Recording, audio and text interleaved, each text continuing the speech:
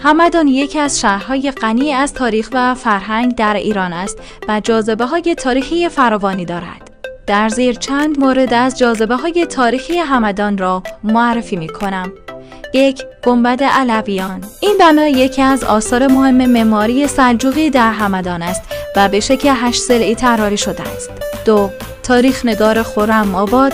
این اثرداره کتیبه‌های قدیمی و نقوش برجسته است که تاریخچه همدان را به خوبی نشان می‌دهد. 3. مقبره بابا طاهر. این مکان مقدس متعلق به شاعر و عارف بزرگ ایرانی است که از جاذبه‌های محبوب همدان به شمار می‌رود. 4. خانه کتائب. این خانه تاریخی با معماری خاص خود از دوران قاجار به جا مانده و امروز به موزه تبدیل شده است. 5. غار علی صدر.